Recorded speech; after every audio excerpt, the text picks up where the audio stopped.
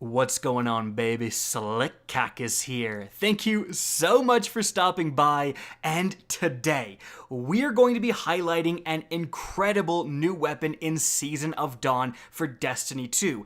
This is arguably taking the top slot as the best PvE shotgun in the game. It allows you to do some really interesting things that other shotguns just can't. And so, let's get started. But just before we do, if you're looking to upgrade your headset, I've partnered with ASTRO, so if you click the link in the description down below, automatically applies a discount to any ASTRO product. So that's the A40 headset, the C40 controller, and more. Check it out, get a discount, help the channel.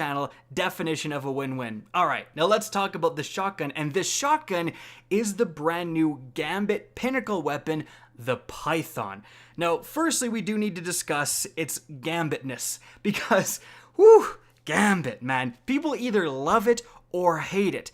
I'm definitely on the hate it side of the spectrum a little bit more than the love it. There is some fun moments to be had at Gambit, don't get me wrong, it's a very interesting game mode, but you can only get sniped by an invader before the enemy has invaded, a siren has even gone off so many times before you lose your mind. You can only have a blueberry sit near the heavy and not kill any enemies until you do all the work and allow you to invade, and then they steal the heavy and then take the invasion and die immediately. So obviously, it's turned me off the game mode a little bit, but Beside that, it really isn't too difficult to get, I would say, compared to last season's Gambit Pinnacle weapon, which took just a phenomenal amount of gameplay to get. This took me and a couple other people around 4 hours to get. It really wasn't too difficult. You need 500 shotgun kills, you need 150 close range shotgun kills, and then you need to achieve the Gambit rank of Heroic, which is just before Fabled. Now, as for some tips to help you guys get this weapon, honestly, one of the best things, Tractor Cannon. Tractor Cannon is absolutely nutty, and the best thing is to run, frankly, either double shotguns or primary shotgun and then Tractor Cannon, because it lets you put double shotgun ammo finder on for your helmet, and both of those mods are going to be working for your normal special shotgun and your Tractor Cannon at the same time. Obviously, you combine that with double Scavenger, and the thing about the Tractor Cannon is that it shoots out just a killing field of energy in a wide beam. So one shot of Tractor Cannon will kill every single red bar enemy within 5 meters in a huge radius. So you can just farm kills like crazy with that gun. As for other good shotguns, frankly, a good rapid-fire frame shotgun is kind of what I would recommend. There's so many good legendary shotguns out there. But, now you get it, what's so special about this weapon? Well, because it's a ritual weapon, you have some perk choices here. The first choice is between Overflow, where picking up ammo overflows the magazine, and Feeding Frenzy, getting a kill increases the reload substantially.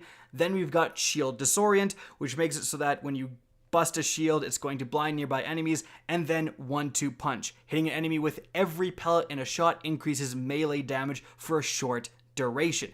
In my opinion, the absolute party piece here is Overflow. This is the first shotgun it's available on in all of Destiny 2, so this is extremely unique, and Overflow as a perk is busted with special weapons.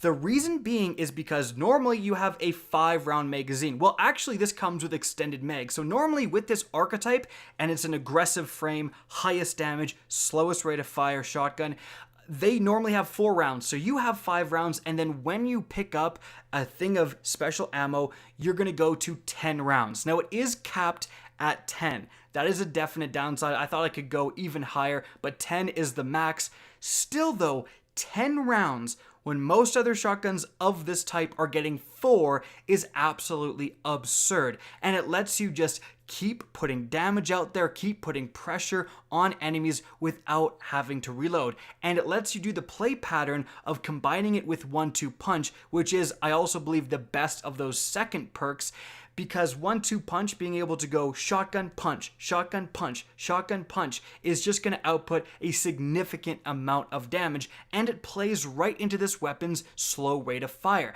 It's not capable of going shot, shot, shot, shot, right? It's going to shoot, click, clack, shoot again, click, clack, shoot again, right? You know, maybe not that slow, but pretty darn slow. So, being able to incorporate a melee in there when you're kind of waiting around for the shotgun to be able to shoot anyways, that's exactly what you want to be doing.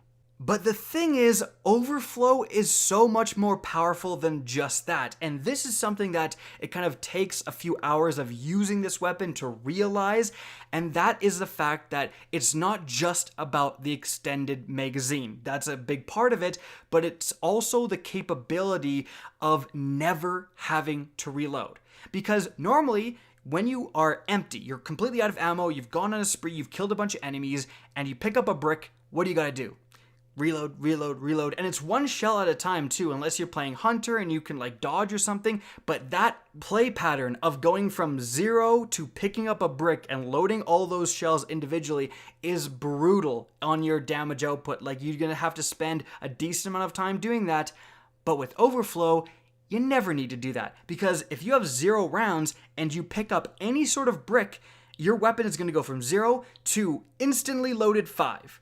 Right? Because it's going to overflow the magazine. So it's instantly going to completely reload this gun. You run over 2 bricks in a row, you're just going to go 5, 10, and you're off to the races again. You've got 10 enemies likely to kill with this weapon, and that means that probably one of them is going to drop even more ammo, and it's going to keep refilling itself. I've played entire Sundial activities where I have never reloaded this gun. Never. I just get ammo and it's good to go. But if that wasn't good enough, 1-2 punch is seriously a powerful perk. Again, it lets you get in that damage when you otherwise would just be kind of waiting for it to fire, as I explained earlier, but there are definitely some combos with it.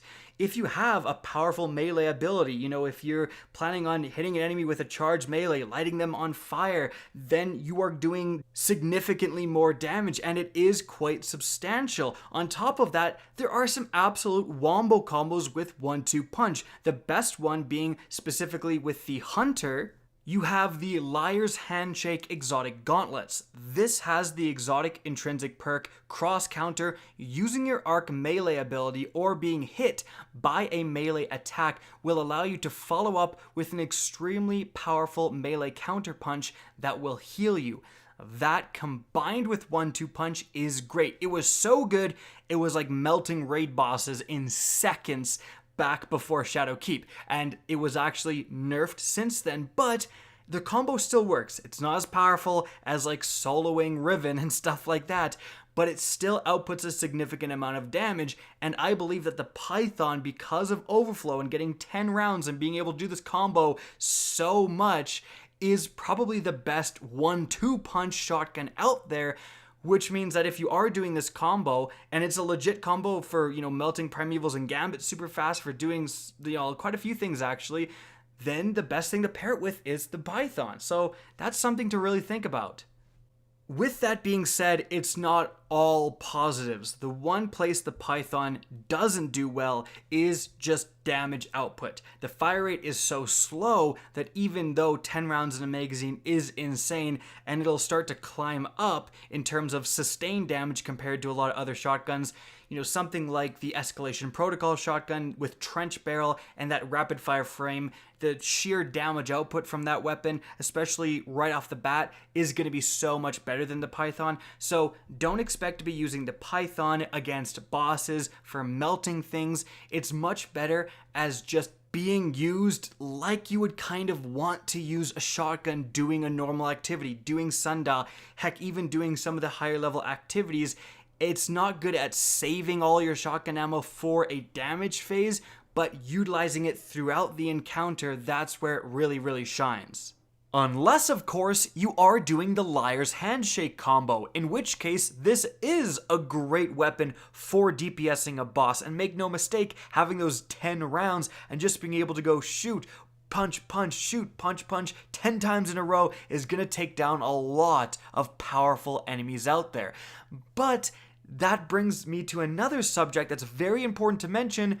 Sundial is affected by daily modifiers, including Brawler, which significantly increases your melee damage. Well, the footage I captured with Liar's Handshake was during a day where Brawler as a modifier was active, and you can see just how nutty going around with Liar's Handshake 1-2 punching stuff was during that day. So we are going to be in Season of Dawn for the next 90 days, and Sundial is the absolute main activity of this new season.